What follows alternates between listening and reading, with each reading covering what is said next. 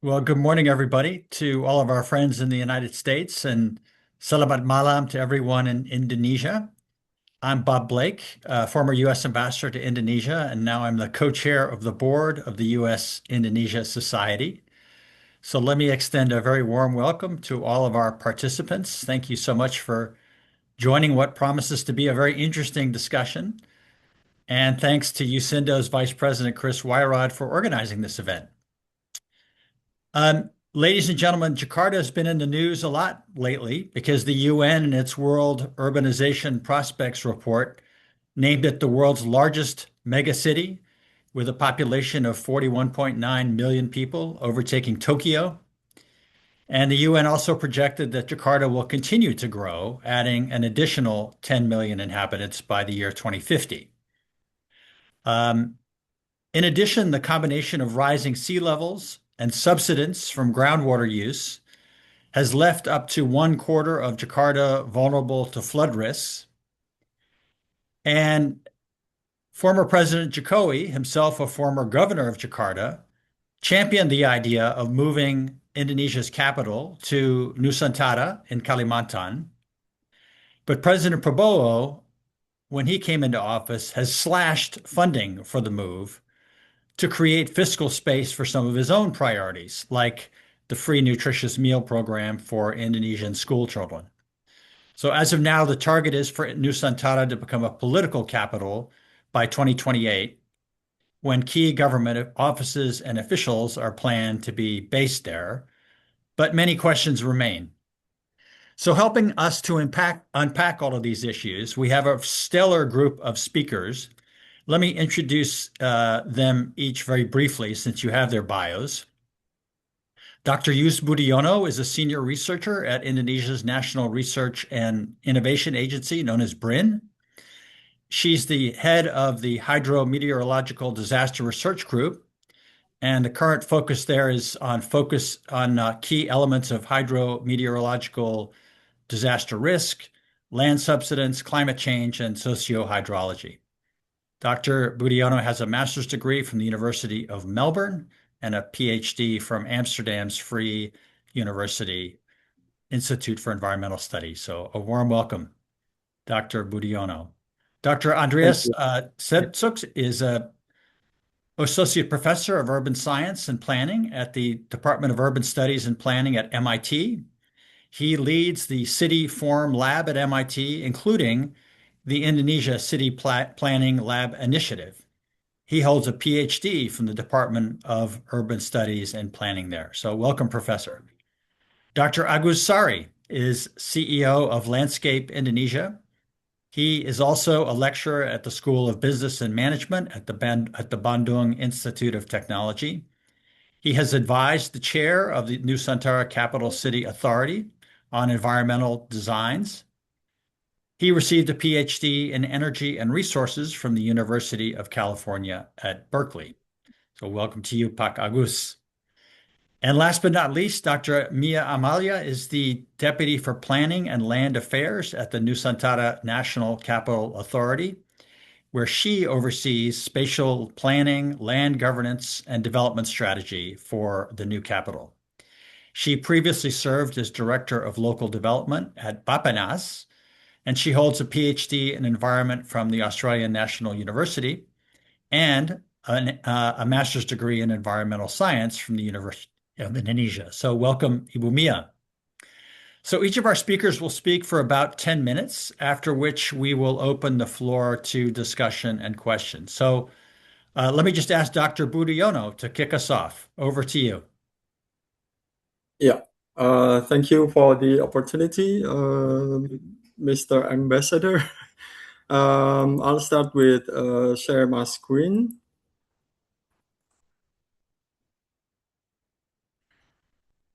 So I will be talking about things related to, sorry.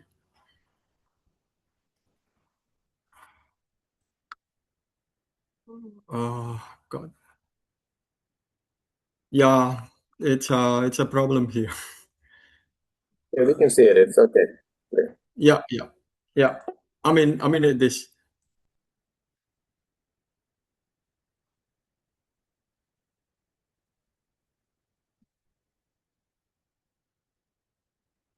there, right.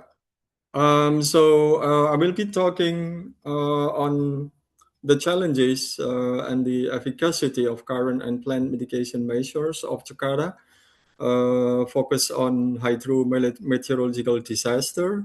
I'm from BRIN, Indonesia.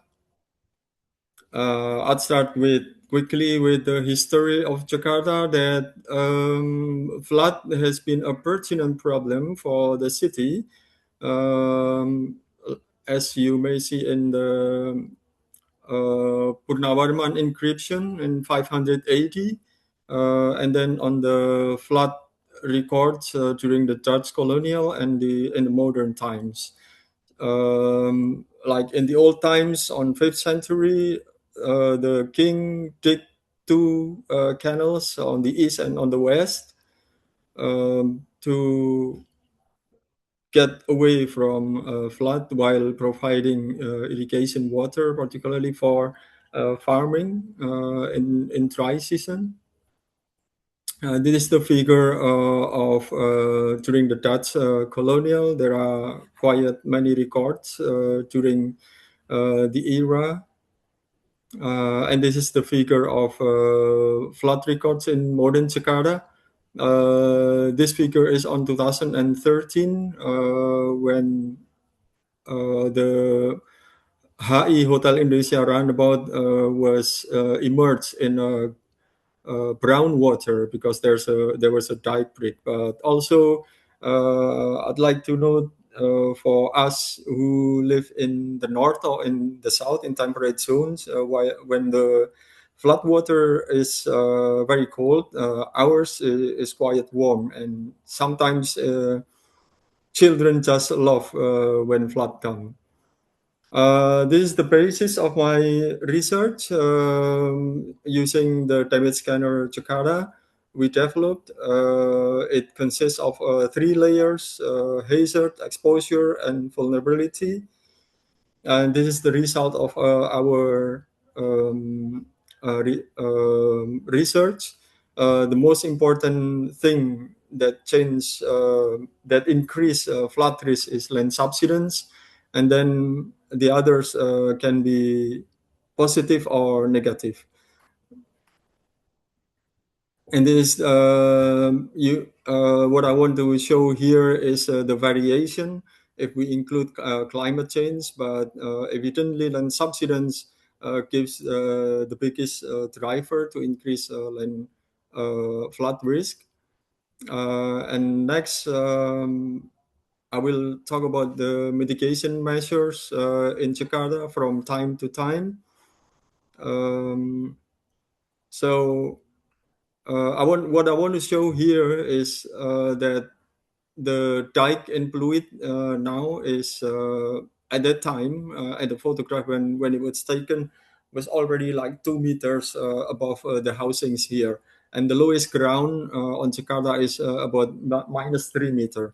And during high water, there is also a problem when the water clogged by trash, and then there is a continual river dredging. And this is on the right side is the Eastern Canal that was planned in 1970s and finished in 2010.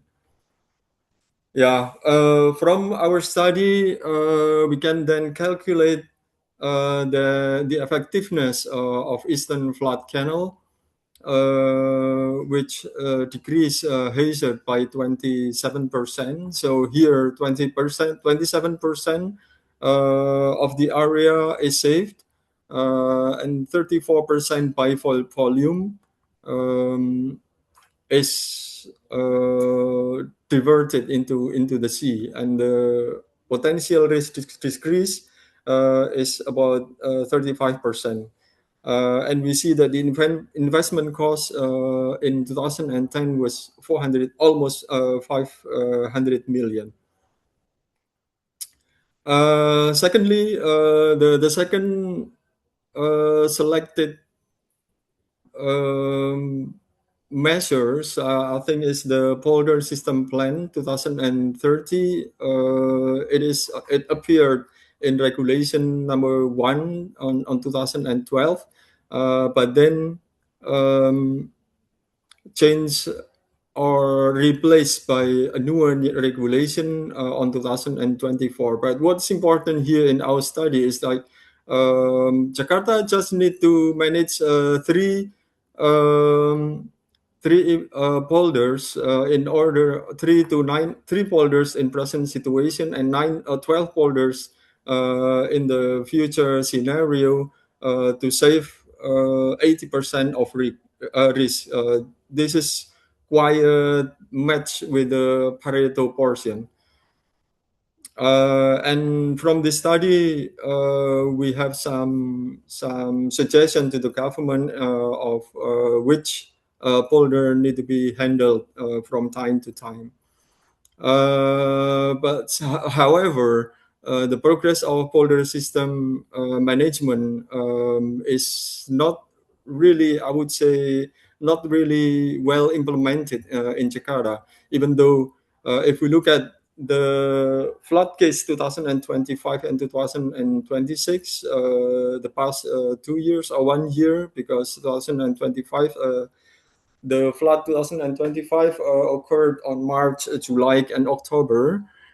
And the 2026 is in the core of wet season. So there, it was popular that mobile pumping system, mobile pumps has been around to take the water out from the inside the polder area to the river nearby. And this is another thing. 1 year after the spatial plan was issued, we had a chance to recalculate the plan from a championship on 2013 into a real hydrodynamics model on 2017. But somehow this is just a suggestion, a winner of the championship that was delivered by the local and central government. Other thing that we need that's been around is the effectiveness of flood early warning system, but somehow the effectiveness is only 2% in reality, and the optimistic scenario will only be 12% because flood early warning system would be effective for residential area.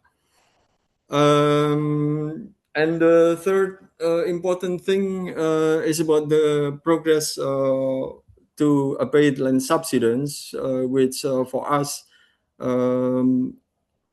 almost rely all on the water sufficiency. We calculate that water sufficiency, if Jakarta need to achieve 100% of water sufficiency, then the government need to invest about 400 million USD. Because now, at that time, when we calculate, the water supply is 61%. That's about minus 40%, and the figure now is a bit better, but some opinions say it doesn't change a lot, even lower than 50%. Other dream that's been around is the urban river renaturation, but the main problem is the pembebasan lahan or land clearing. The plan has been around here during the Joko Widodo. Mr. Ambassador just mentioned him. Some recently successful on the right hand side, but again the problem is the land clearing. This is the biggest challenge now. I think it's been mentioned, the giant seawall Jakarta. It consists of phase A, B, and C. We are in the phase A, which is planned to be fulfilled in 2028. But the real thing on the B and C, which may be accommodated by the committee for Northern Java. It could be like the giant Garuda on the right-hand side. But in reality, what is already available as the seawall is what you can see from Google Earth in Semarang. It is just a line, multi-purpose dike. But then in Semarang, you see Semarang and the next municipality, they already lost like 6 villages, which is bordering with the coast. And I'd like to add a bit information that 3 days ago, 2-3 days ago, the Badan Otorita Pantura mentioned that the giant seawall for Northern Java will be about 80 to 100 billion USD for the whole Indonesia. I think that will be the end of my talk. I return the time to Mr. Ambassador. Thank you. Thank you, Dr. Budiono. That was terrific and really good sort of details to inform our discussion. Let me turn it next to Dr. Andres. Over to you.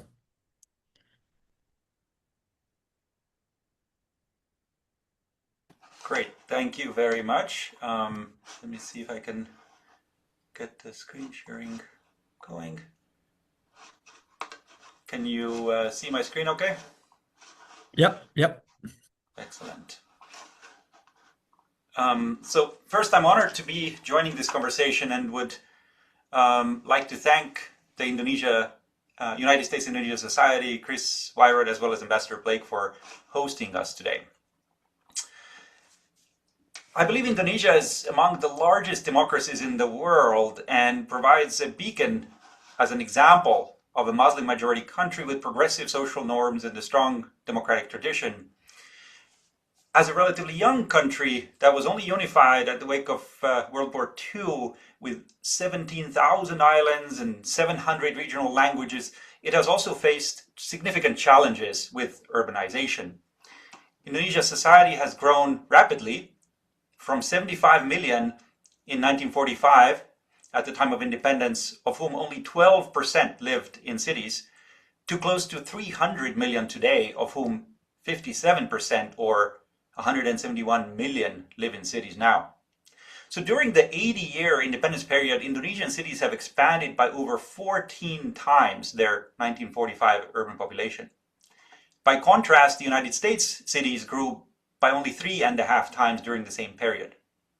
So clearly Indonesia has had to face much faster and greater challenges building cities, to the point that Java in general and Jakarta in particular have swelled into the largest metropolis in the world, facing many interrelated challenges including flooding, transportation, housing, waste management, and effective metropolitan governance.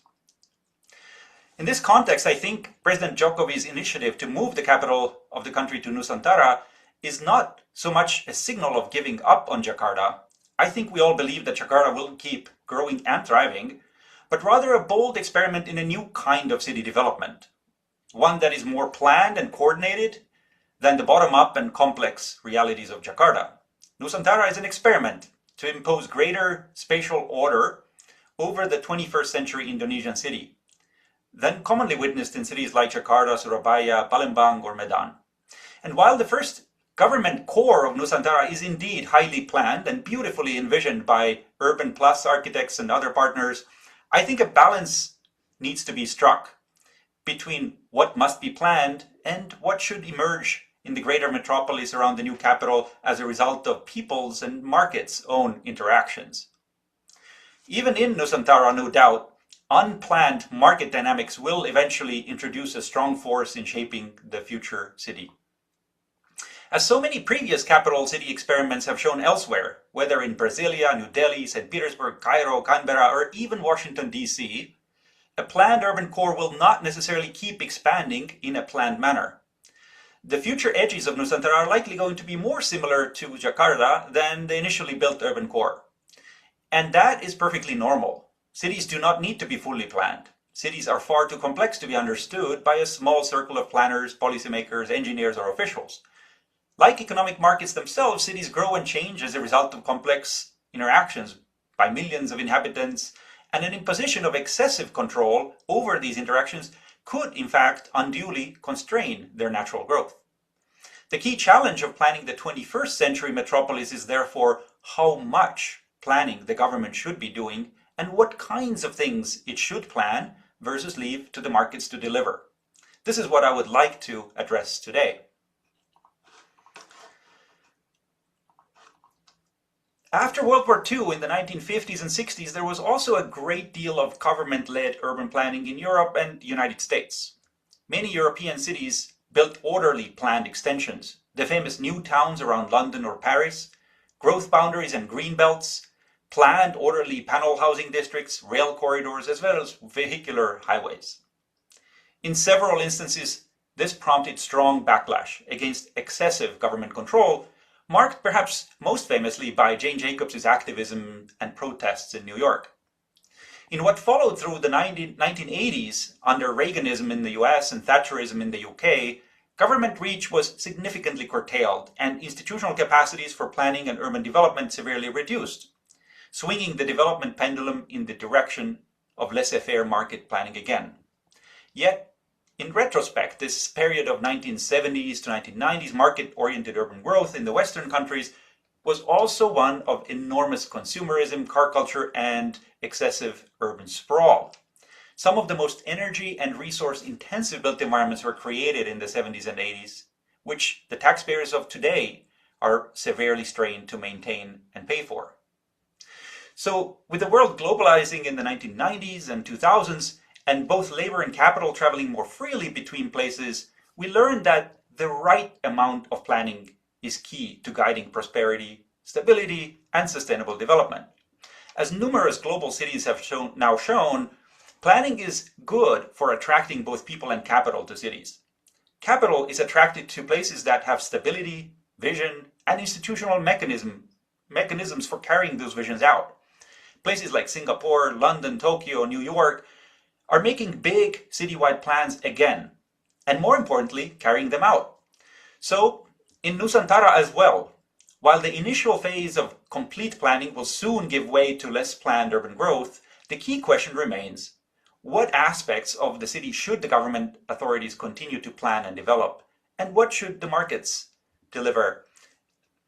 I would like to argue for 5 key urban sectors that the spatial governance of Nusantara would benefit from planning with thoughtful and consistent practice. First, the basic structure of urban form and adequate provision of street networks requires public planning and intervention. While the core of Nusantara, the new government district, has of course been carefully master planned, many Indonesian cities suffer from the structural issue in their street networks. They often have very large city blocks with few connecting streets, which forces traffic into a limited number of arterial roads that are congested. Such low-density expansion without sufficient infrastructure has been coined Desa Kota by my urbanist friend Kees Christianse. Desa Kota means a hybrid of countryside and city. This prevents the development of an efficient multi-layered street grid that supports smooth and distributed movement. Given Nusantara too will likely grow much bigger than the original plan has foreseen, it would be wise to designate and regulate a basic street grid with reasonably sized blocks well ahead of time, far outside the urban edges before urbanization actually arrives. This would be much more cost effective than retroactively cutting streets into an already built out urban fabric. And it would yield an environment that is more dense, mixed use, public transit and pedestrian oriented. Here you see an example of such an advanced planning in the African context by Solly Angel and the World Bank, who are advocating a 1 by 1 kilometer grid of streets, rights of way around the edges of the rapidly growing city of Mekelle in Ethiopia. Perhaps Nusantara could use a finer grain than 1 by 1 kilometer, but the approach is promising. Second, there must be substantial public investment into public transportation and also high-quality streets that ensure that they are walkable or bikeable. The model of car-based urbanism, where the vast majority of all people travel in large heavy metal containers, that take up colossal amounts of space and where 95% of energy is used to move the vehicle and not the passengers, has exhausted itself. It is financially unsustainable and far too costly for both taxpayers as well as collectively for our planet to support in the long term. The quality of the 21st century city, I believe, will be decided based on how convenient and pleasant it is to travel in it without needing a private car. Interestingly, from a street perspective, some of the most human-centric streets and public spaces in Indonesian cities today are found in the kampungs, where kids play and small entrepreneurs operate. This is also a quality that I believe is worth preserving in the future city. As, for instance, Tokyo has discovered with its Roppongi Hills or Sangenjaya backlanes that are now very popular, or as Seoul, Korea has also discovered where dense kampung-like neighborhoods remain very popular and pricey amidst its high-rise business corridors in Gangnam. Third, at the regional scale, development cannot be left to market forces alone as well. Regional rail systems and transit-oriented development that connects to outer towns where additional affordable housing may be found outside of the urban core is a critical area of public intervention as well. The post-war European model of new town planning demonstrated that coordinated regional planning can sustainably accommodate metropolitan growth. This remains a viable model today, where high-quality rail corridors take workers to outlying suburbs where housing is cheaper without necessarily needing everybody to be in a private car. Even though rail corridors and transit services are expensive and complex to build, they deliver a high quality of life, more equitable access to jobs, and they are more cost-effective than highways and expansive vehicular infrastructure whose true costs oftentimes remain hidden. Fourth, housing affordability is a critical issue across metropolitan regions, not just in Indonesia, but worldwide. And it will be central to the success of Indonesia's new capital as well. Current provisions appear insufficient. For every civil servant, government employee, or technology worker who relocates to the new capital, there will likely be 4 to 5 service sector workers, many of whom fall into lower and middle income categories and may struggle to afford housing in the new city. The hundreds of thousands of people that are currently building the new capital should not be thought of as a temporary labor force that will leave once their work is done. Many of them, if not most, may want to stay and grow their families around the new capital. Such has been the experience of many other new capital city projects in the world. In Jakarta and some other Indonesian cities, kampungs or urban villages have actually functioned as the de facto affordable housing systems. However, this informal mechanism does not exist in the new capital yet. To address this gap, new, well-designed and well-managed public housing programs for the middle class and lower middle class are urgently needed. The Indonesian government has admirably also rebooted programs to deliver such new public housing as well as privately built affordable housing throughout the country, and more will be needed. Nusantara should integrate affordable housing for diverse inhabitants to the DNA of the new expanding city structure. Even Singapore, which has world-renowned HDB public housing programs, for years pushed the new public housing away from the city center to the island's periphery. But Singapore is now starting to bring new HDB housing back to the city center, to the central core, into places like Marina Bay, Keppel Port, Pearl Bank, etc. Similarly, integrating public housing into the very fabric of Nusantara would serve as an example of a new, more equitable housing model to the rest of the country. And finally, high-quality public spaces will not be delivered by private sector. Parks, green areas, recreational sports facilities, playgrounds, etc. are a public good that markets do not fix. They require deliberate public investment and must be embedded in the urban structure from the outset. Retrofitting meaningful public spaces after development has occurred is extremely difficult, if not nearly impossible. The expansion plans of the new capital region could systematically put aside reserve land for public green space and recreation to ensure that in the future, all inhabitants will have access to regional outdoor space around their home, workspace, or school. And if planned in a systemic manner, then green space corridors can also serve as ecosystem wildlife corridors, delivering a range of ecological benefits to the regional flora and fauna. So in conclusion, the 5 sectors I've tried to emphasize: the anticipatory street grids for urban expansion in the future, public transport and walkable streets, regional rail to new towns and coordination thereof, affordable housing, as well as public open space, are not simply technical components of planning. They are the civic foundations of an equitable and resilient metropolis. These are precisely the elements that markets left alone rarely deliver. They require public leadership, long-term vision, and sustained investment.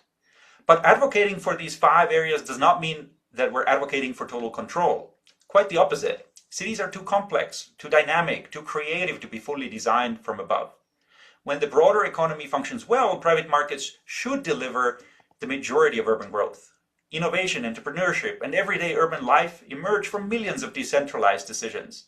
The task of government, then, is not to design every building or anticipate every outcome. It is to establish the armature, the durable structure within which opportunities can unfold in the future. If Nusantara succeeds in providing that structure, connectivity, accessibility, inclusion, and the shared public spaces, then the city can grow organically while remaining equitable and sustainable. In that sense, Nusantara is not a retreat from Jakarta, nor a rejection of Indonesian urban dynamism. It is an opportunity to demonstrate how thoughtful planning and vibrant markets can work together to shape the 21st century metropolis that is worthy of Indonesia's democratic and pluralistic ambitions. Thank you. Thank you, Andres. That was really terrific. And I particularly appreciated all the lessons learned from other cities that have incorporated some of the 5 ideas that you talked about. I think those will be extremely valuable and make Nusantara a more attractive place for people to move to. Let's move to Pak Agus next. Over to you, Pak Agus. Thank you. Thank you, Ambassador. Hi, everyone. If you see every now and then my cat moving around, apologize. I have, quite a number of them, and some of them usually come join me in my Zoom meetings. Now, about Jakarta moving its capital to Nusantara, I'd like to repeat what Ambassador Blake just said, that it is not to abandon Jakarta, because, like Pa Andres said, it's thriving and it will continue to be so in the foreseeable future. So there is really no need to abandon Jakarta. What I'd like to do is to now share my screen, and hopefully I can guide you with the thought process a little bit more, a little bit better. Let me do it this way. It should be share screen, and then this. Okay.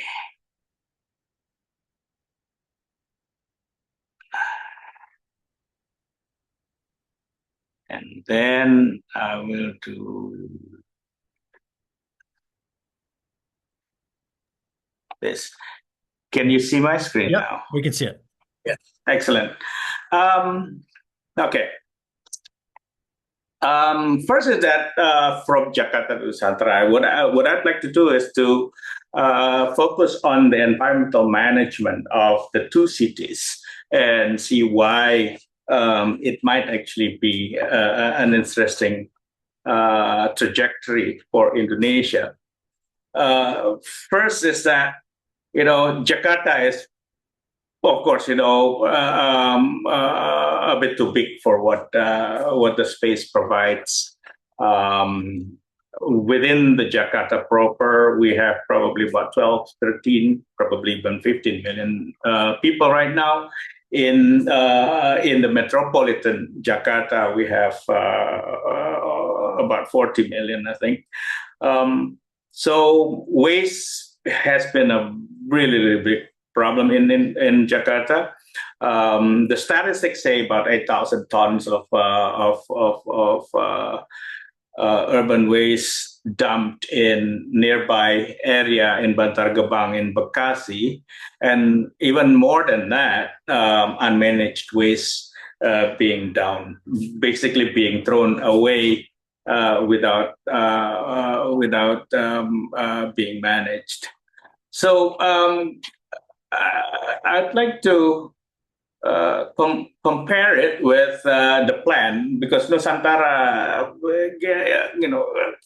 basically outside of what has been developed right now, is still a plan. So the plan is to have a city that is entirely zero waste, which means that the economy will have to be circular by design. And then air pollution is a big problem in Jakarta. Ambassador Blake has already experienced the macet, the traffic. That's in many cities there are two, I would say, traffic periods. The rush hour in the morning and the rush hour in the afternoon. In Jakarta, there's only one, practically 24 hours a day. That would produce quite a lot of air pollution from the cars, especially from the combustion engine vehicles. More than 20 units of coal-fired power plants surrounding the city, and when there is enough wind blowing into the city, basically the plume of pollution from the coal-fired power plants will get into the city. Compare it with the plan for Nusantara, which is that 100% of electricity in Nusantara will be produced entirely by renewables, largely solar, and 100% renewable energy by 2045. And then, the dependence on private vehicles in Jakarta is also a culprit of the traffic. About 80% of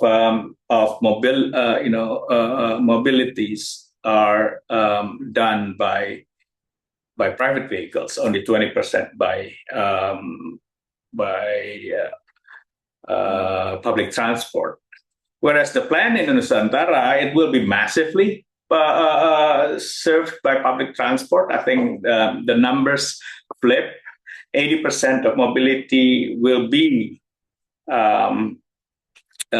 served by public transport, only 20% by private vehicles. And the concept of 10-minute city, this has grown as a, Minute City has grown as an urban concept lately. Paris, for example,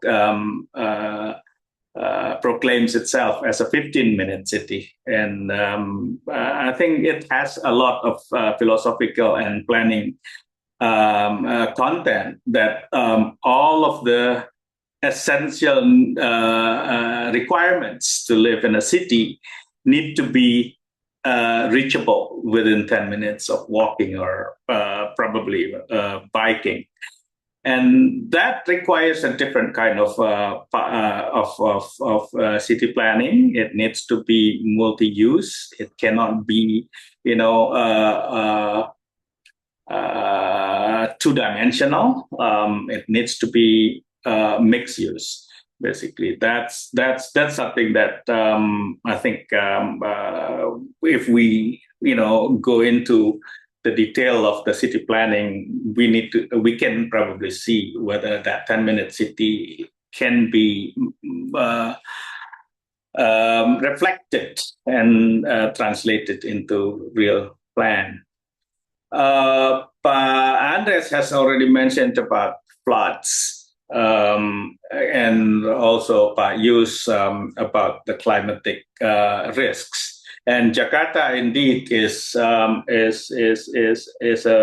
a very particular example of how vulnerable a city could be.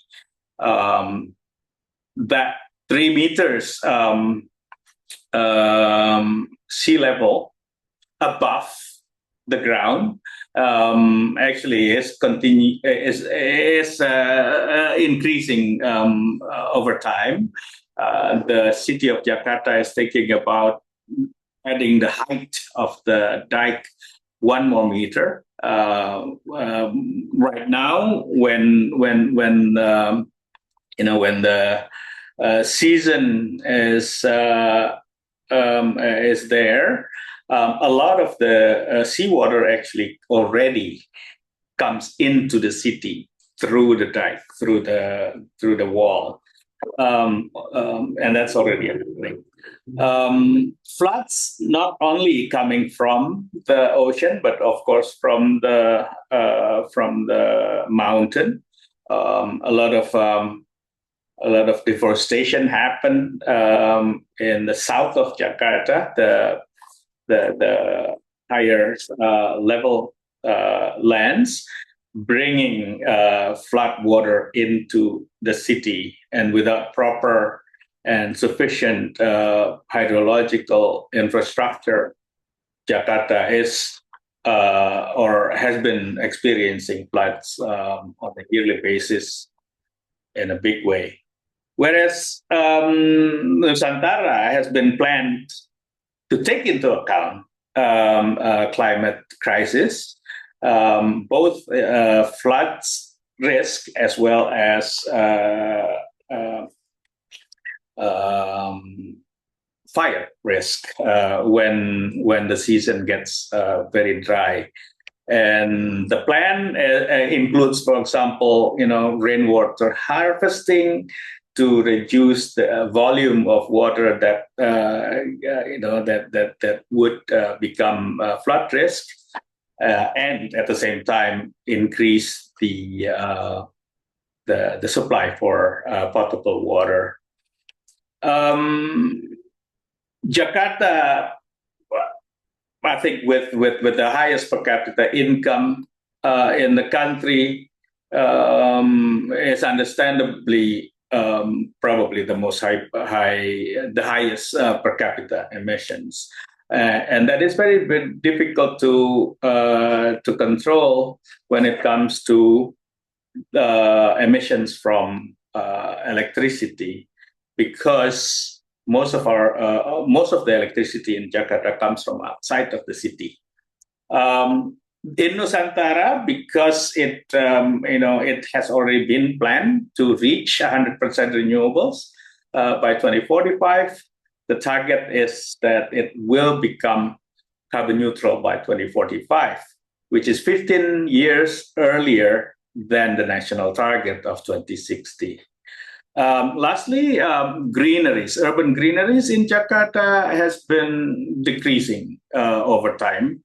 There is no real urban forest, so to speak. There are some greeneries, but not real forests. Whereas Nusantara is designed as what is called forest in the city and city in the forest.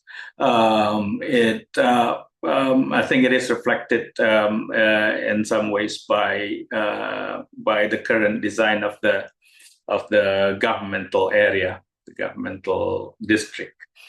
65% of the city is slated for urban forest, and that amounts to about 200,000 hectares. That would probably be the largest urban forest in the country.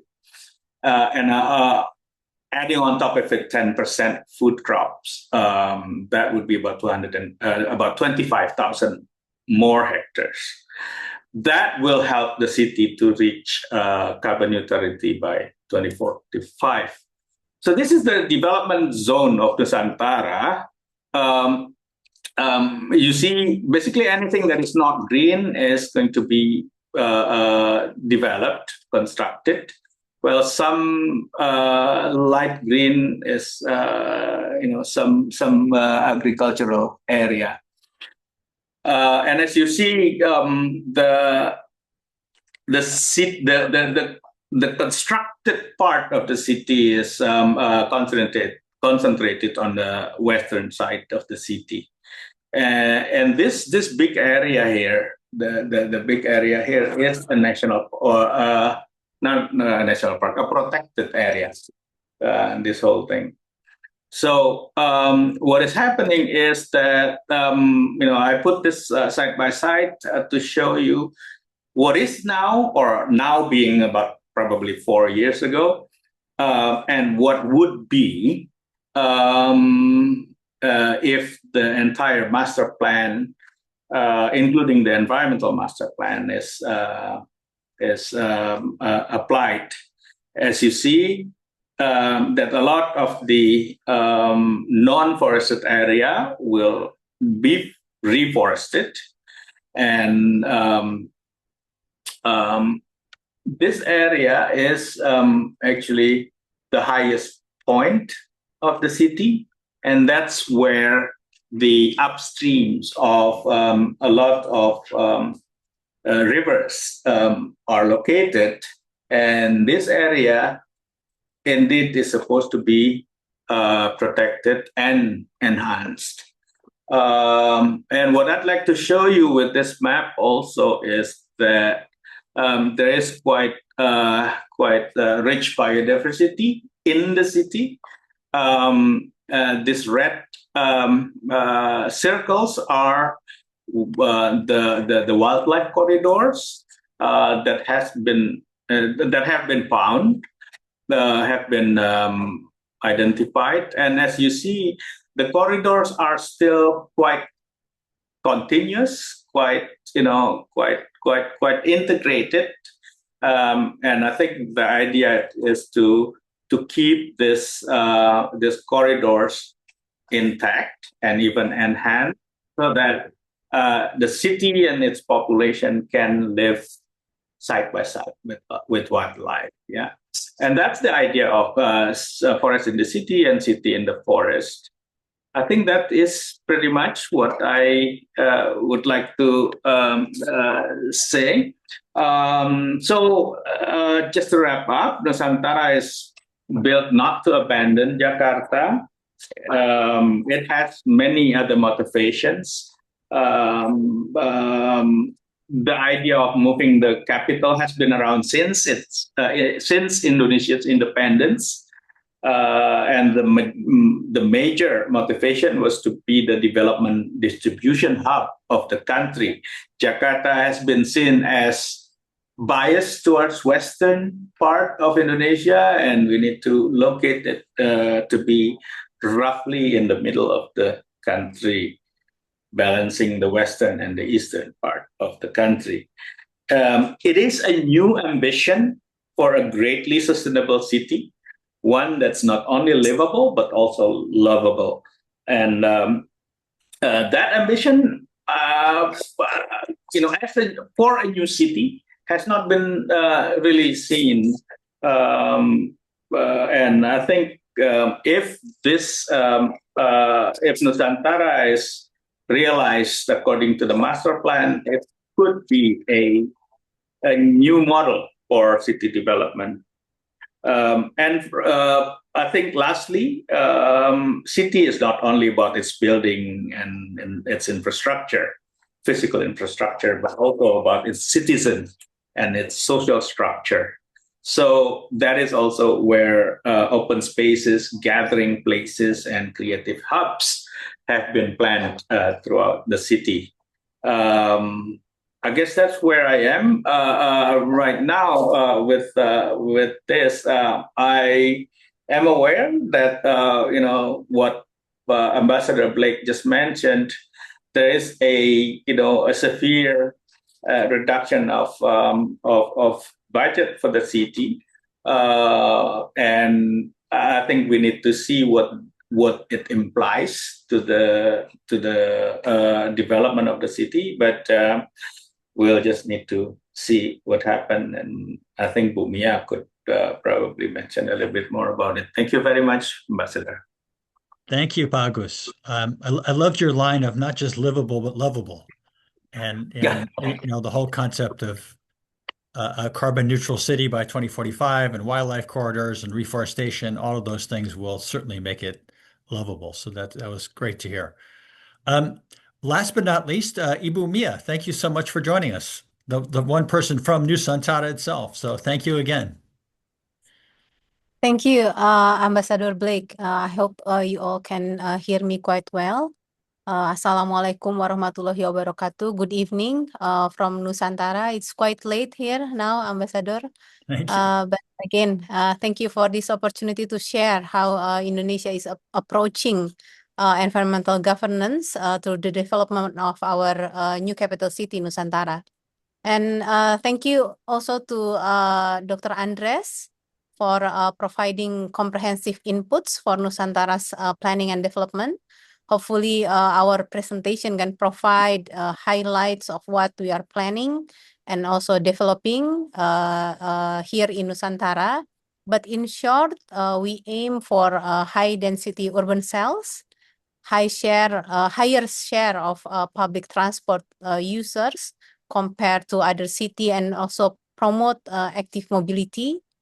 And affordable housing is underway, actually, built by Nusantara Capital Authority as well as by Ministry of Housing and Settlement, and also by other parties as well, using different funding schemes.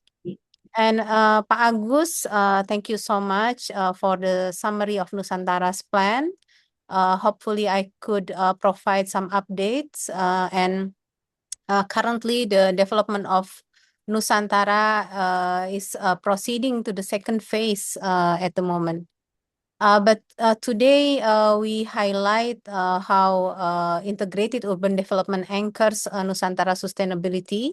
The city is designed to learn from nature, adapt to climate risks, and also ensure long-term resilience.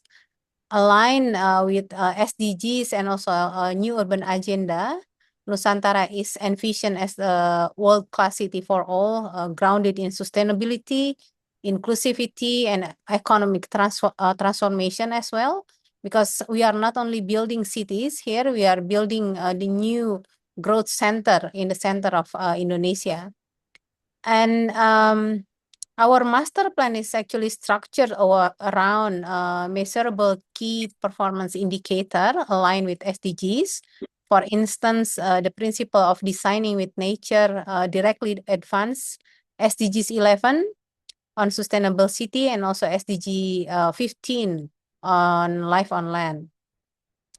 As has been mentioned by other speaker, Nusantara is envisioned as a forest city. More than 70% of the total area is dedicated for green spaces, 65% protected forest, and also 10% for food production.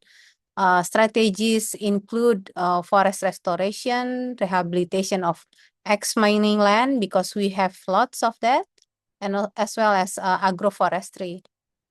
Environmental protection is also embedded within our spatial plan and also land use regulation. But at the same time, Nusantara applies the Spawn City concept. This approach integrate architecture, landscape, and also infrastructure through nature-based solution. Flood-prone areas are preserved as open space. So hopefully, what has been presented by Dr. Yos can be would not happen here, because rainwater is absorbed, stored, and also reused through ponds, reservoir, and also natural waterways. The objective is to reduce flood risk and also secure freshwater supply.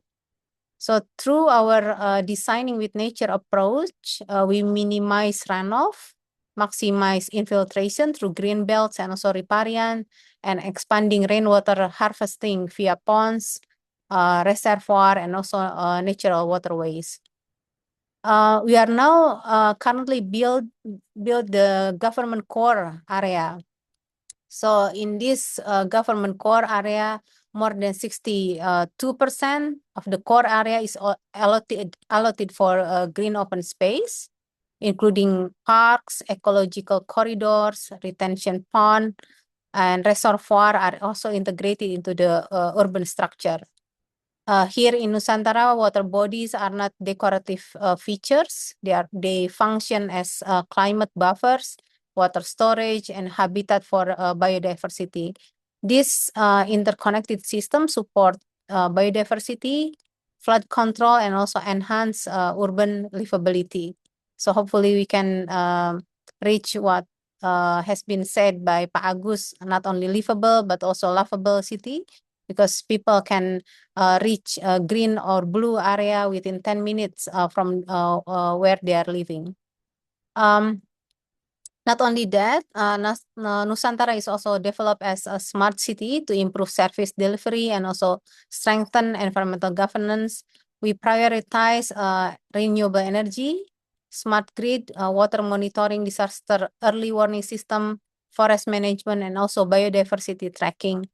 Currently, about 80 hectares of solar farm has been developed near the government core area, and further expansion is underway to achieve 100% renewable energy supply and net zero emission across Nusantara by 2045. In mobility, Nusantara promotes active mobility and also low emission public transport within transit-oriented development networks. Currently, we have some of the network operational here, and we are using it daily. In the future, we aim to have an intelligent transport system as well, supported by IoT sensors, a centralized command center. I actually now in our command center here in our office in Nusantara, and it is now operational for some of the government core area. So in waste management, we apply circular economic principle. Waste is treated as resource, reduction and reuse are encouraged at source, and collection and processing are digitally monitored to the integrated control system. Water management also combines natural and built infrastructure. Raw water is sourced from intake Sepaku and Sepaku Semai Dam, supported by rainwater harvesting and also local reservoir to ensure dry season resilience. Flood and drought risks are also managed through smart water management system. Now I will provide some highlight to our spatial plan. Nusantara covers approximately 322,000 hectares of land and water. The development is structured into urban areas, conservation areas, and 9 thematic development zones under the National Strategic Area Plan. Following the government core, development will expand. Government core is number 1 here in our picture. Development will expand to the Western Development Zone, number 2, while renewable energy infrastructure will continue to be built in the Southern Zone, or number 3 here. This structured approach ensure environmental capacity is respected as the city grows. Compact urban form, green belt, and also conservation zones prevent the future urban sprawl, and also protect the biodiversity hotspots and also water catchment area. Now I will provide some highlights of our development progress here. Currently, we have the Presidential Palace and also 27 ministerial office towers are operational within the compact city core. More than 47 residential towers and also ministerial housing unit has been completed. Health and education facilities are functioning. Retails, hospitality, banking, and logistic services are operational, indicating a living urban ecosystem. religious facilities and urban sport infrastructure are in place and fully operational, reflecting inclusivity.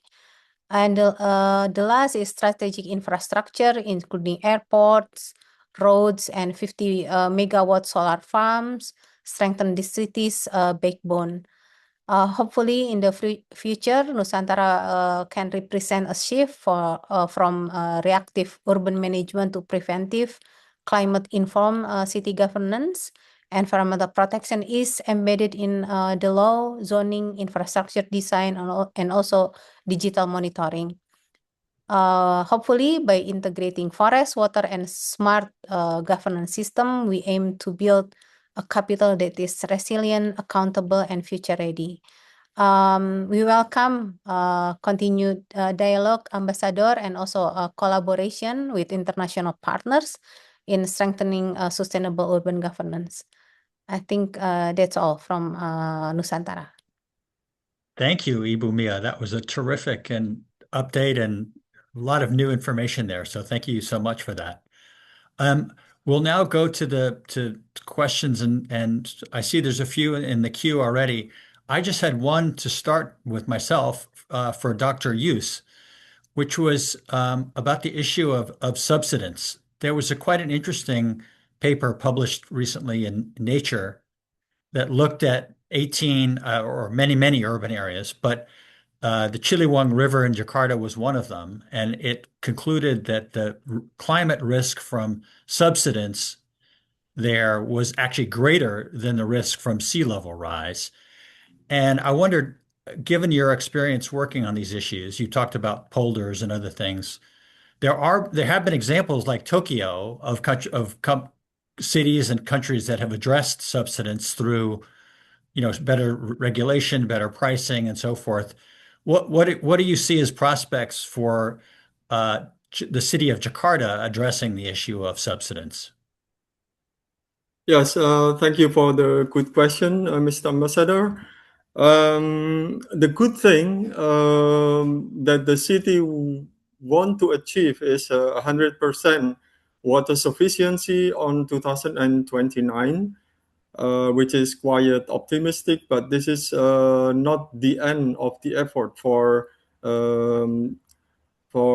land subsidence, because if we look at Tokyo experience, for example, Tokyo needed 25 years from starting from the beginning of land subsidence abatement until the city successfully stopped land subsidence. So in this sense, in this period, Jakarta still need a lot of things to do, not just on water sufficiency, but the good thing again that land subsidence has been a minor issue because I'm part of the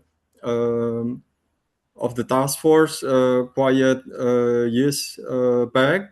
Now the task force is not present anymore, but somehow the government start recognize this, and also the people. If I look at what's available in the media and those who raised the question to me from the media, thank you. Thank you.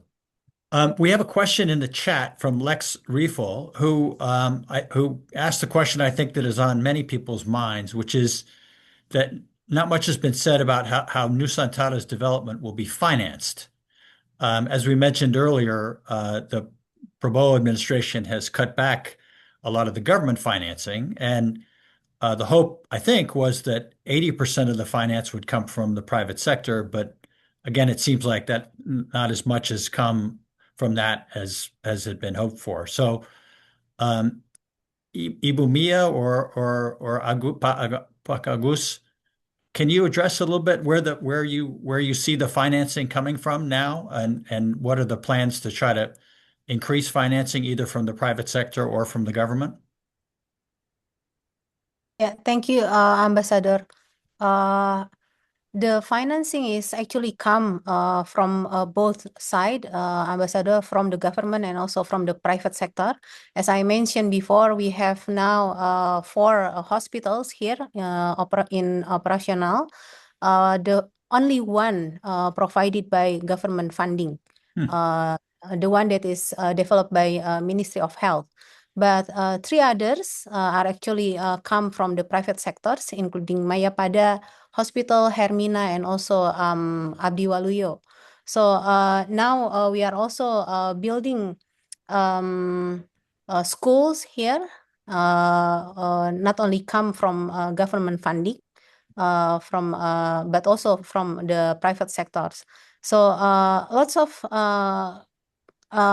funding is underway actually, and some not only from within Indonesia itself, but also from outside of Indonesia.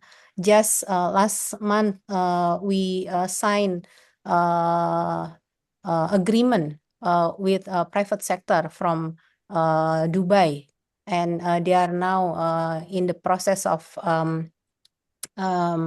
designing the site itself, and some of the bilateral cooperation also come, like the one we just finished discussion just this morning with Korea.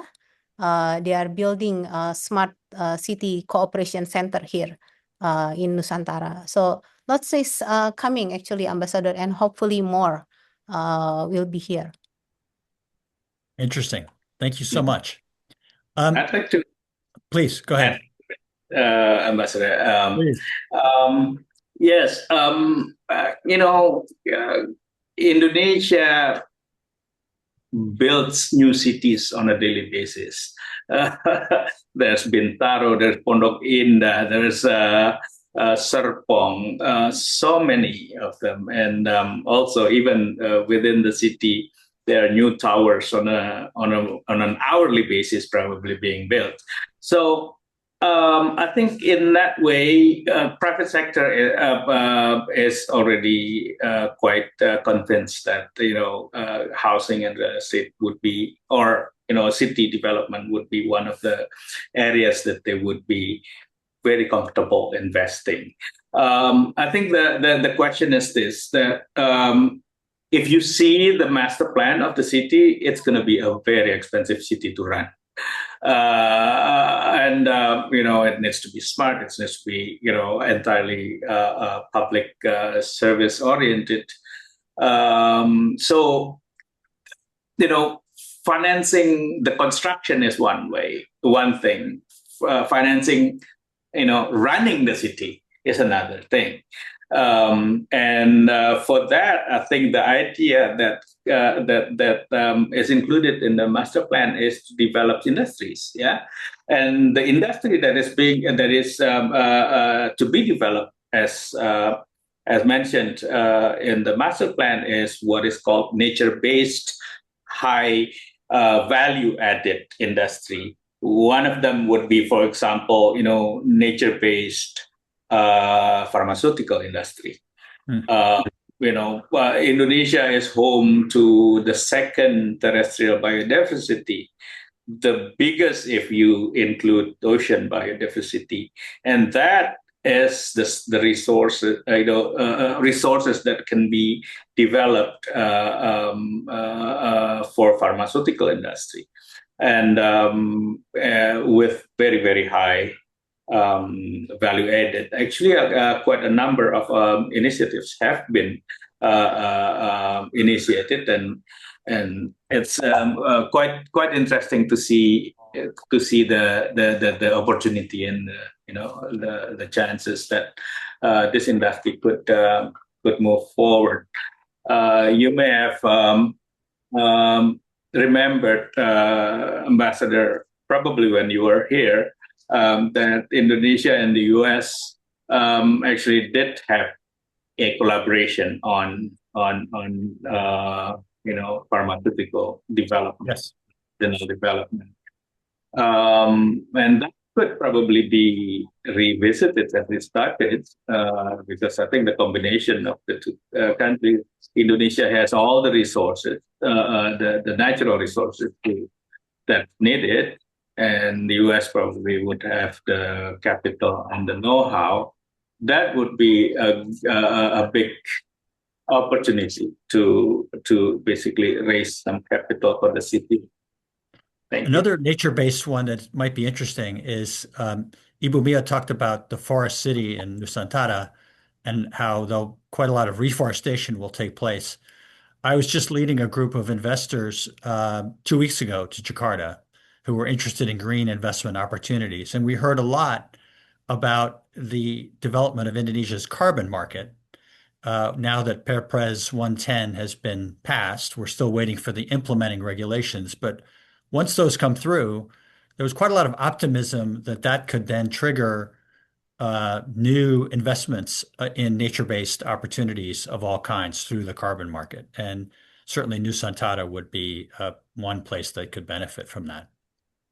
Yes, I believe there is already at least one that I've known MOU on in that regard, Ambassador.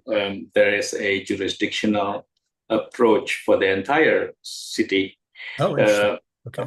So if the carbon stock would increase, then there's incentive. And if the carbon stock decreases, then there would be disincentive. And I think the principles are already there. And that's when I was still advising the city authority. But the idea is already floating in Nusantara, I think. Yeah. Can I ask Pak Andres, from your experience, I'd like to just get your sense of this important seawall that everybody's talking about now, where the government is going to spend 80 to $100 billion on a 500-kilometer long seawall. It's excited some controversy in Indonesia because some people say, well, it's of mixed benefits because if you have a seawall, it could actually increase flooding because there wouldn't be as an outlet to the sea for some of these massive storms and flooding that do occur. But from your experience in other cities, what lessons have you learned from that? In fact, Boston, where I'm usually based, has very similar issues. I mean, Boston is one of the most exposed cities to sea level rise in the United States. And the big controversy is whether we should be continuously building right at the seafront. In fact, many of the most contemporary and current development districts are right on the water, like the Seaport District. And there's a big debate in many cities over, is it wise to keep putting that much investment at risk and banking on an idea that in the future we will be somehow protected by a levee or a seawall, or should we actually slow down that investment and strategically divert it somewhere else that is not as exposed? I'm not an expert on seawalls. I think Pak Yus and others may be more informed on their efficiency, but I was in Venice, Italy earlier this summer, and they've famously built one, but I understand that it's almost, it's already underdimensioned from what they had in mind. So I do think that seawalls will be built because there's so much at risk, but will they be a silver bullet? Will we put too much at risk? And should we actually also start seriously moving new development away from risk? It is a really important question. I mean, in the United States, after Hurricane Katrina in New Orleans, there was such a conversation about should redevelopment go back to where it was, and ultimately it did, and we didn't say like, okay, let's abandon the risky sites and move somewhere else, because there was so much inequity at risk. The most risk exposed areas were the poorest and were the most vulnerable people, and to say that you can't develop there again, you can't put the homes back, is just an inequitable starting point. But I do think that, I mean, I can't talk about the efficiency of the seawalls, but I do think that we need to have this conversation about moving out of risk. And in a lot of cities, the insurance industry is aggressively revisiting their rates because in many countries, including US, it's really at the end of the day the public taxpayer that pays for FEMA and these kind of large insurance emergency funds that are meant to protect against future damage are becoming riskier and riskier. Yeah, I think we're going to build the walls. I don't know if that's the silver bullet. I think we have to also proceed with Plan B. Great. Agustín or anybody else want to add anything on that question? It's kind of a loaded question. For me, it's quite a difficult question for me, particularly if we talk about the investment. But I would just add that in quiet growing places in northern Java, like Jakarta is almost saved with the dike, coastal dike, for example, now, even though it requires maintenance. But other places like Bekasi and to the east, Cirebon, central Java mostly, and a bit part of East Java, I think. The scenario now is what Professor Sevstok said, that people are just leaving their place now to higher ground. And if the coastline would be returned, I think the big question would be how to understand how the coastline formed and then disappear. Because again, I think the biggest threat is from land subsidence, which is difficult. Now we still have no resolution on that. I think that would be my addition. Thank you. Mr. Ambassador. Ibu Mia, we have two questions for you. One is just since you live there now in Nusantara, how have you found living in Nusantara? Are there any surprises you've experienced? And then the second question is, looking ahead, how does the government and how does Nusantara expect to attract more inhabitants to the city? Of course, there will be a lot of civil servants there, but is the hope that you will be able to attract others from around Kalimantan or even from other parts of Indonesia? So those are those two questions. Thank you. Yeah. Thank you, Ambassador, for the question. For the first question, actually, it's quite nice living here, very close to greenery, and then I can walk and also use my bike every day from my house to the office. And since I live in Jakarta for the past 20 years, go back and forth to the office took me about more or less 3 to 4 hours a day. So I have more time here, Ambassador, in Nusantara. That is why now here in Nusantara, I have time to relearn how to play piano now because I have more time here. And for the second question, looking ahead to attract more inhabitants, as Pak Agus has said, we are not only planning the city itself, but we are planning different economic cluster here in Nusantara, such as ecotourism and also agricultural, agribusiness. And we are also planning to provide more master plan for other economic cluster. And hopefully with that, with the collaboration between among cities such as Balikpapan, Samarinda, Penajam Pasir Utara, and Kukar, we can what do you call it?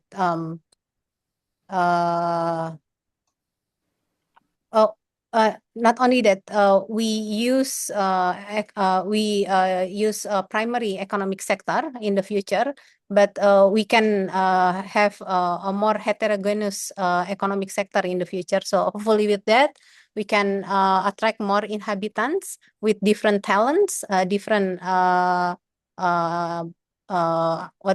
backgrounds, yeah, to build Nusantara with us here. I think Wonderful. that's all. Yeah. Thank you so much. Another question we received in the chat was about food supply in Nusantara. Obviously, President Prabowo has made food self-sufficiency a major priority for his government and has announced that Indonesia has achieved rice self-sufficiency, which is very impressive. But looking ahead now, how will the new capital access food for the growing population there? I don't know, Ibu Mia or anybody else would like to answer that question. Yeah. Within our delineation itself, we set aside about 10% of our land for food production. But then we cannot only rely on that, Ambassador. But in the master plan itself, the whole East Kalimantan will be the one to provide inputs, and also neighboring provinces here in Kalimantan, as well as some in Sulawesi as well. But at the moment, some of the food coming in from other provinces, because we are not yet finished, building the 10% of our land for food production. Very good. In addition to it, Ambassador, is that East Kalimantan may be one of a very few provinces in Indonesia that are food self-sufficient. The production of rice in East Kalimantan, which Ika and Nusantara used to be a part of, is better than, the food security is better than many other provinces. So that's already a good start, I think. And the 25,000 hectares that will be allocated for food production within the city, which is 10% of the land area, would add to it. Yeah. Thank you. Yeah, and Agus, please go ahead. To that, not only from that 10%, Ambassador, but from the 65%, we aim for more what we call it, Pak Agus, agroforestry, Pak Agus, we can also use that for food production, Ambassador, in the future. Yeah, exactly. Thanks. Pak Agus, since you just have the floor here, we got several questions about environmental governance. Of course, there was initially some attention given to the fact that a lot of forest was cleared to develop Nusantara. But now, as the city anticipates further growth, how will they manage to keep the carbon neutral 2045 goal while accommodating that growth? Yeah, thank you, Ambassador. First off, though, the constructed part of the city is not built over natural forest. It's built over a production forest. In fact, over plantations. So I think what has been the strategy was to wait until the plantation forests have been cleared, because they need to take the harvest. Then you can build the city on top of it, on top of the already cleared plantation forest. So in some ways, it is not entirely correct to say that Nusantara is built on top of natural forest. It is not. Yeah, and plantation forests get cleared every 5, 6, 7 years. So with that, and then add to it, reforestation of of about 200,000 hectares, that would be the key to keeping it carbon neutral. Great. Well, we're coming to the end of our dialogue here, and I just want to thank everybody. Maybe we could just go around to each of our speakers and just ask for any concluding comments that they would like to make, either commenting on what some of the other panelists have said or anything else you'd like to add. But let's start with Dr. Yus. Thank you for the chance. In summary of what I addressed in the first presentation, what I want to say is that Jakarta is catching up, bettering off the environment, particularly from hydrometeorological disaster, but somehow the time would not be enough. But on the other hand, the investment that goes to Jakarta is still very big, I would say. And for me, as an inhabitant of Jakarta, I don't know, as an ASN, as a public servant, also we don't really know with the plan of when we need to move to Nusantara.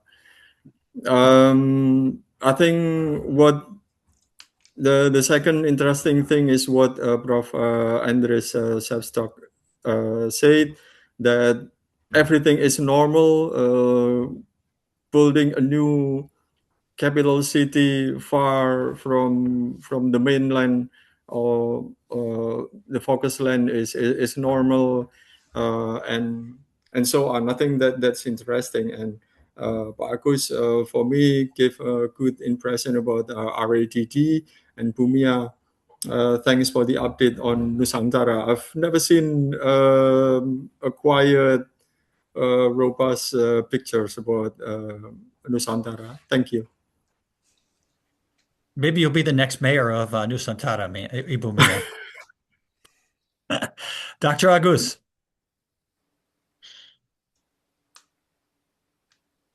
Thank you. I think I would like to repeat what I said, that the city is not only about its physical infrastructure and its buildings and its roads, but also, most importantly, its people, its citizens, the social structure and how they interact within the city. And that's what makes a city livable and lovable.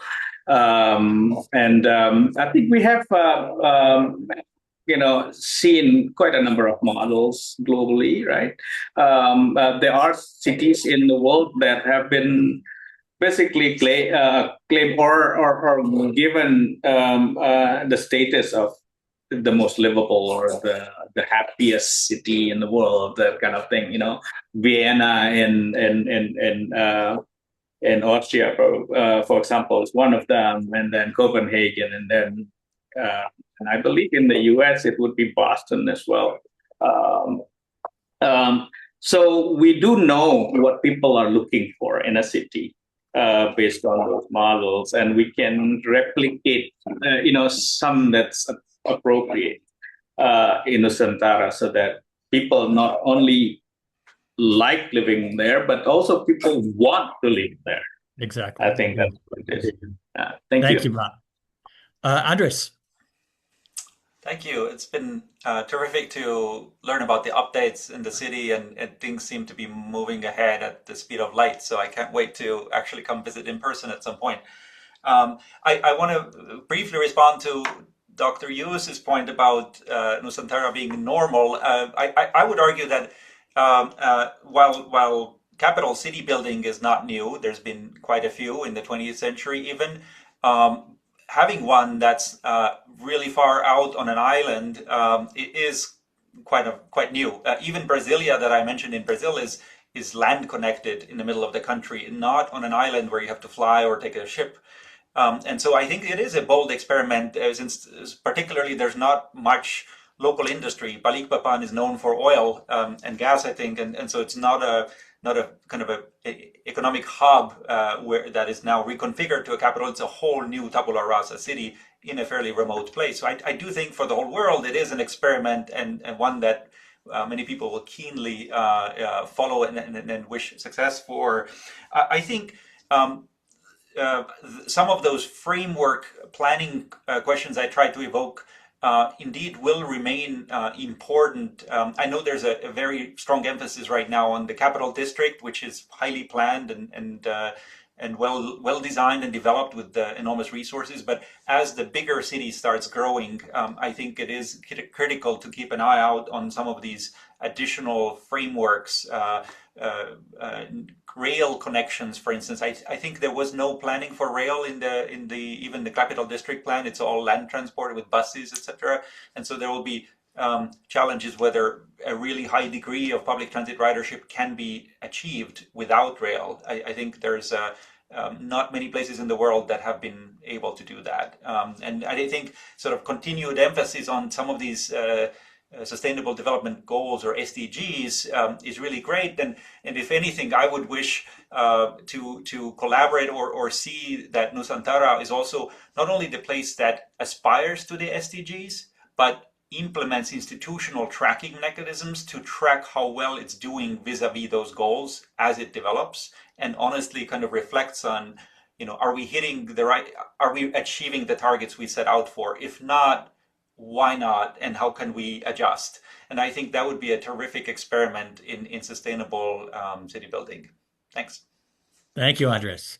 Ibu Mia, you have the last word.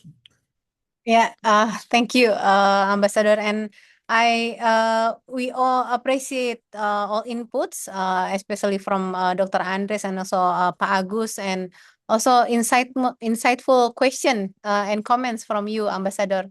And with innovation from the planning stage here in Nusantara, we strive to build a livable and lovable city, hopefully. And hopefully it can also inspire other city and attract the best talent, and also attract more investment to build Nusantara. The last word is actually we welcome you all to visit and experience Nusantara by yourself here. Thank you, Ambassador. Thank you. Well, on behalf of all of my colleagues at USINDO, I just want to thank, first of all, our wonderful speakers for a really terrific presentation that leaves me much more optimistic about the future of Nusantara after hearing all the progress that's been made. So thank you. And again, thanks to USINDO for putting this all together, and thanks to all of the people from the US and Indonesia who joined us. I'm sorry we couldn't quite get to all the questions, but I tried to combine as many of them as I could. But stay tuned for future open forum announcements. We have quite a good schedule planned for the rest of the year, but this has been a great way to kick it off. So again, thank you all so much. Have a good day.